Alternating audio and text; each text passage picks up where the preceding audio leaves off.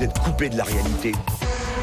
Et d'abord, comme chaque soir, la carte blanche de l'un de nos éditorialistes du Club des Idées, un coup de griffe ou un coup de cœur sans détour. Et ce soir, c'est avec vous, Philippe Manière. Vous êtes chef d'entreprise et on va parler fiscalité. Bonsoir. Bonsoir. Les Français, dites-vous, sont très forts car ils ont inventé un truc absolument formidable. Ça s'appelle l'eau tiède. Oui, alors rassurez-vous, je ne veux pas être désobligeant avec la grande tradition scientifique et technologique française. C'est quand même nous qui avons arraché à la GN l'aspirine, le béton armé, la photo, Nicéphore Niepce, le cinéma, les frères Lumière, le maître ruban, le digicode et même le soutien-gorge. Si, vous conviendrez que ça n'est pas tout à fait rien. Impossible donc de contester que notre legs à l'humanité est admirable. Mais c'est vrai que je suis frappé de voir le débat public envahi depuis quelques années et encore plus depuis quelques semaines en fait par des suggestions que je trouve parfaitement bouffonnes parce que justement elles consistent à proposer des innovations qui n'en sont pas. D'où cette expression que vous venez d'utiliser, Julien, que tout le monde connaît, l'idée d'inventer l'eau tiède, c'est-à-dire d'inventer un truc banal qui existe déjà. Alors certains jours, c'est même à croire que politiques et chroniqueurs de la vie publique ont lancé le concours de l'invention la moins inventive. Vous avez un exemple ? Prenons l'idée qu'on voit prospérer depuis quelques semaines que pour passer la crise de Covid, il faudrait, je cite, faire payer les riches. Bon, alors je passe sur le fait qu'on ne voit pas très bien. Alors je vois pas très bien pourquoi une partie de la population devrait faire un effort spécifique pour faire face à une calamité naturelle qui touche tout le monde. Mais c'est pas notre sujet ce soir. Surtout, faire payer les riches, pardonnez-moi, ça n'est pas tout à fait une idée neuve, c'est même une spécialité française depuis bien longtemps. Là maintenant tout de suite, au moment où on se parle, Julien, savez-vous que 10% des ménages paient 70% de l'impôt sur le revenu encaissé par l'État ? Savez-vous que 4 ménages sur 7 sont exemptés de cet impôt ? Alors si ça ne s'appelle pas faire payer les riches, en tout cas les faire payer beaucoup plus que les autres, je ne sais pas ce que c'est.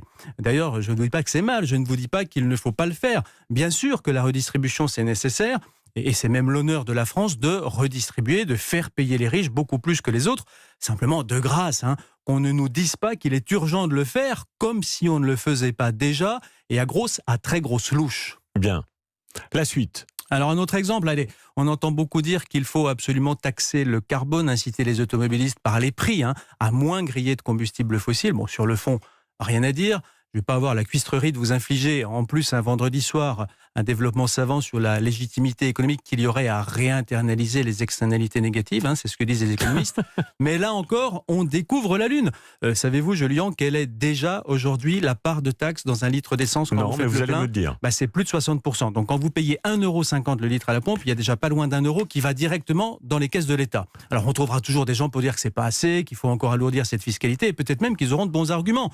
J'aimerais simplement qu'on ne fasse pas comme si taxer l'essence c'était une idée neuve. Non, hélas, c'est une vieille idée qu'on a déjà beaucoup mise à contribution, si je puis dire. Un dernier exemple, peut-être en sortant de la fiscalité. Oui, Philippe. hors fiscalité, parlons marché du travail. Cette fois, vous avez entendu comme moi monter cette petite musique depuis la rentrée sur le thème « On aide beaucoup les entreprises ». Eh bien, en contrepartie, il faut absolument les contraindre à lever le pied sur la flexibilité, à limiter les licenciements. Certains veulent même carrément les interdire. Et on vous dit tout ça sur le ton, les boîtes en France licencient pour un oui, pour un non, avec une facilité condamnable. Eh bien, la vérité, c'est que dans tous les classements internationaux, la France apparaît comme l'un des pays où licencier est le plus difficile.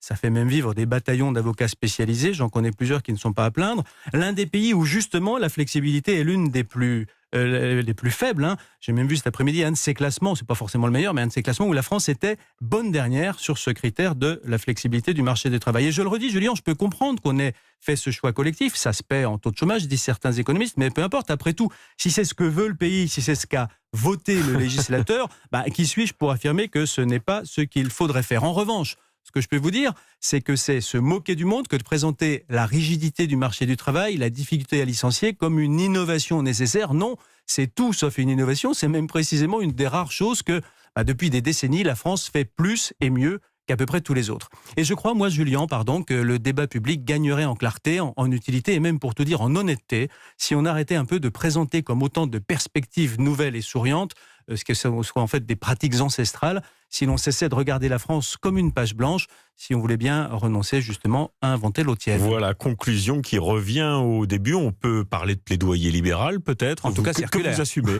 Merci Philippe. La carte blanche du Club des Idées d'Europe Soir, c'est tous les jours à partir de 19h15.